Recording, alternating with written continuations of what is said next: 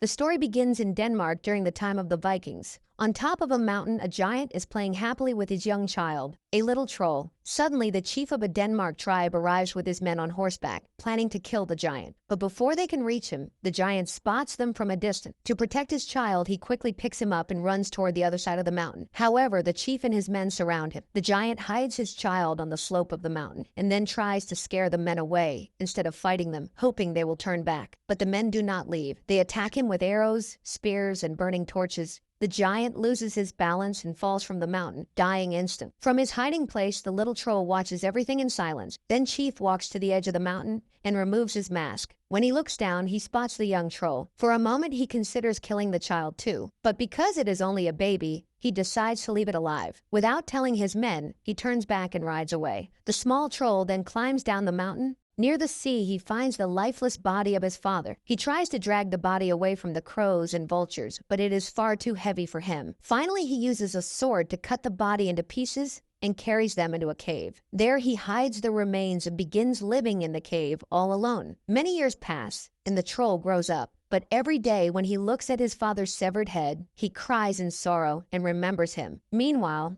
in the Viking tribe of Denmark, a priest performs a religious ceremony for the opening of a new tavern. He announces to the chief that the tavern is now fully ready. On the other side, the troll, who has been waiting all these years to take revenge for his father, finally comes out of his cave. That evening, while some Viking warriors are celebrating inside the tavern, the troll arrives. He attacks the guard outside, smashing his head, and then enters the tavern. Inside, he slaughters all the Vikings brutally. The next morning, the chief comes to the tavern with his men. The sight shocks him. The bodies of the Viking warriors who had stayed there overnight are scattered everywhere. They were all killed in a savage way. The chief asks his commander, "Where were you when this happened?" The commander replies, "I was in the village. Some young men stayed here after drinking, but I don't know who killed them so cruelly." Strangely, no women or elders were harmed. Hearing this, the chief grows uneasy. After that, the scene shifts to the Vikings of Geatland, whose leader is Leo, a famous Viking warrior. As always, they set out on their ships for raids and plundering, but during their journey, the cold weather forces them to stop near Denmark. Meanwhile, that night, the Danish chief goes near the mountain with his guard and calls out, challenging the troll. But as he takes a few steps forward, the troll suddenly appears from behind and strikes the guard on the head, killing him instantly. From a distance, the chief sees this and charges forward with his sword. But before he can reach him, the troll runs away. Then Chief cannot understand why the troll never fights him directly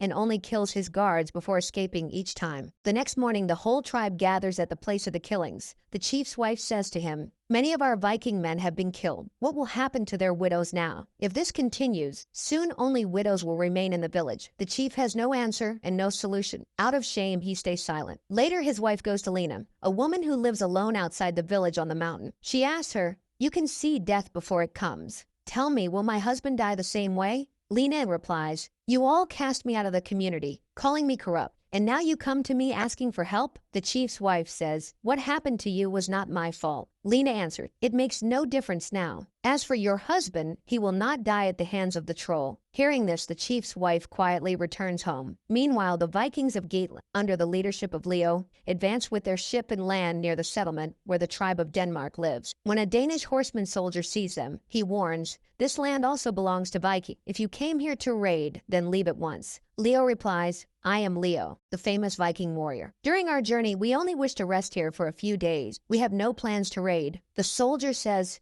"We have heard much about you. Come, I will take you to meet our chief, Leo," and his men meet the chief. The chief is pleased to see him and says, "The last time I met your father, you were still a child. Now you have grown into a great warrior." Leo nods in agreement. That night, the chief arranges a feast in the tavern for Leo and his men. The chief's wife herself serves the drinks. During the feast, Leo asks, "Why are there so many widows here and so few men?" The chief tells him about the troll's nightly attacks. Hearing this, Leo says, "If the troll comes every night to kill Viking men, then from now on, my men and I will wait for him." After the party, the chief, his wife, and the others return home, but Leo and his warriors, along with a few men of the tribe, remain in the tavern. At midnight, the troll comes outside the tavern. First, he sniffs around a priest, then moves to the door, smelling to check whether the Vikings inside are locals or outsiders. Inside, Leo and his warriors realize the troll has arrived and quickly prepare for battle. But the troll senses that the warriors inside are not local Viking. Instead of entering, he urinates on the closed door. door. When the Vikings inside rush out to attack, the troll has already vanished into the night. The next morning, the chief says to Leo, "It is strange that no man was killed last night." Leo replies, "Yes." The troll came to the door, but instead of fighting, he urinated and went away. After this, Leo sets out with some of his own men and a few from the tribe to search for the troll in the hills, hoping to kill it. But after searching many places, they fail to find him, so they return to the village. A little later, Leo goes alone to meet Alina, who lives outside the village near the mountain. He says to her, "I have heard that you can see death before it comes." Lena answered, "Yes, and I have also heard that you are the famous Viking warrior Leo. But why have you come here?" Leo says, "I want to know how many deaths will happen in this fight between the troll and the Vikings, and if the troll will die or not. It is important to know because I want to protect your people." Lena says, "I am not one of these people. When I was still a child, the chief's nephew brought me here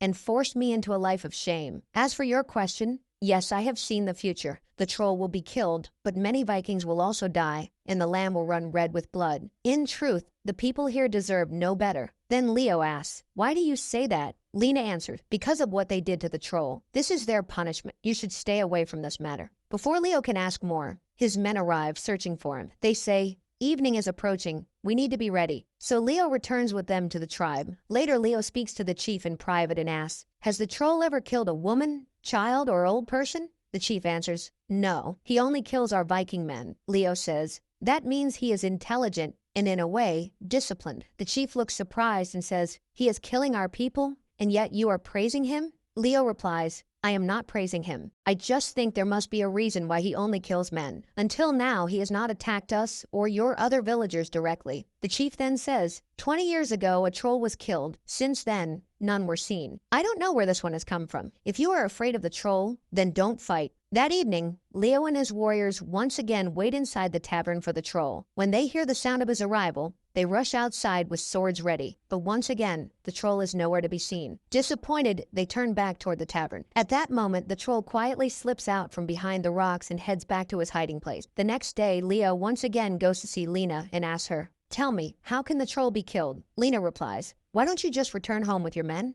Leo answers, "Before I leave, I must know how people can be freed from this troll." Then Lena takes him into her hut and throws her fortune-telling bones to try to find an answer. At that moment, Leo hears the troll's voice outside. He rushes out, but the troll, seeing him, runs away. Leo jumps on his horse and chases after it. Before he can reach it, the troll climbs up the mountain. Lena also follows and arrives there. Leo calls out to the troll, "If you have courage, come face me. Why do you keep running away?" The troll answers in its own tongue. Lena understands and tells Leo, "The troll says his fight is not with you. You and your men have not harmed him, and that is why he has never attacked." Hearing this, Leo is surprised and returns with Lena to her hut. There, he asks, "Then why does he keep roaming around here?" Lena explains, "The chief's nephew once forced me into a sinful life, but he died in my bed. People blame me for his death and cast me out of the tribe. Since then, I have lived here alone. Many Viking men used to come every night to dishonor me, but ever since the troll started appearing, none of them dared to come. That is why I will not help you kill him. The poor troll has already suffered too much." After learning this, Leo goes back to the chief and says, "Through Lena,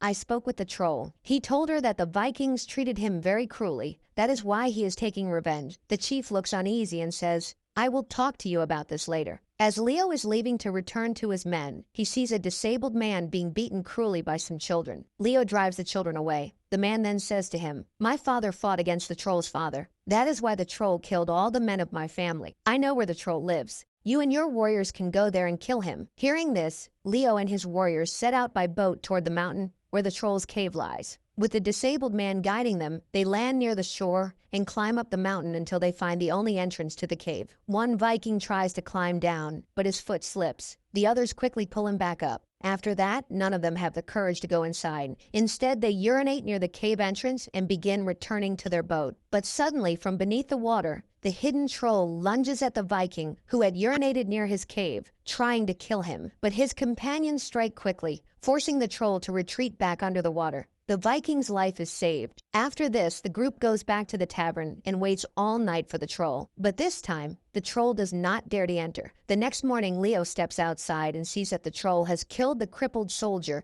who showed them the way to the cave. Shocked, Leo and the Vikings decide to return to the troll's cave. but this time they use the rope to reach the entrance cave. When they enter, they find strange things scattered around. One Viking breaks the skull of the troll's father and urinates on it. The troll is not there at the time, but when he returns and finds the broken skull, he immediately understands who entered his cave. Seeing the insult to his father, the troll becomes furious. That evening, while the Vikings are asleep inside the tavern, the troll attacks them brutally. He kills the one who broke his father's skull. Seeing this, Leo also starts fight with Troll, but Leo is too weak compared to the troll. The troll tries to escape through the roof, but Leo grabs his leg and pulls him down, wrapping a heavy iron chain around his arm. Angrily, the troll punches Leo and struggles to break free, but his hand gets caught in the chain. A Viking shoots an arrow at him, but the troll knocks him away. Before the others can attack, the troll cuts off his own hand to escape. He runs toward the sea but doesn't get far. He collapses and dies on the shore. Suddenly, his body is dragged away into the sea by some unseen force. The next day, the Vikings mourn their fallen comrades and burn their body. Leo turns to the chief and says, "You told me only half the truth. Now that the troll is dead, at least tell me everything." The chief admits that they had once killed the troll's father without reason, and now they are all paying the price. Leo replies, "Because of your thinking, an innocent was killed. But this troll was not like you. He never harmed the innocent." Hearing this, the chief feels ashamed.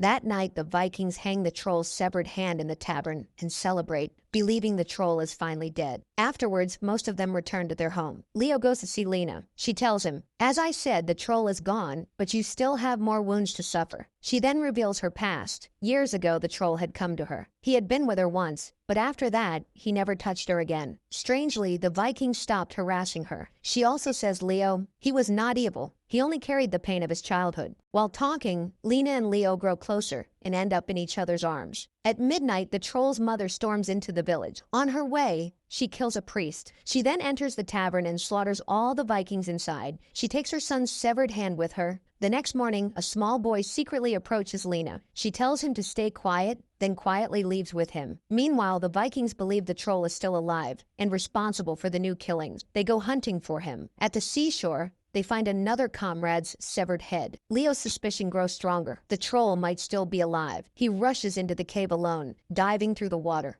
Inside, he finds the troll's body lying on a rock. But as he steps closer, the troll's mother suddenly attacks him from behind. She strangles him, but Leo grabs a stone and smashes it against her head. Then he seizes a sword and kills her. At that moment, the young boy arrives with a sword in hand. Seeing him, Leo realizes the truth. This boy is none other than the son of Lena and the troll. Leo lowers his weapon and does not harm him. Later, Leo returns to the tribe and tells the chief, "I am leaving. The troll and his mother are truly dead now." Before going, he meets Lena once more and warns her, "If people find out the troll has a son, they will kill you both." Lena answers calmly, "This secret will stay only between us." Saying this, she walks away. In the end, Leo builds graves for the troll and his mother outside Lena's hut. But from a distance, the troll's son watches everything with tears. Then Leo leaves with his men, returning to Gateland, and that's where the movie ends. So friends, if you're new to the channel, make sure to subscribe and hit the bell icon to get notified. And don't forget to like and share this video.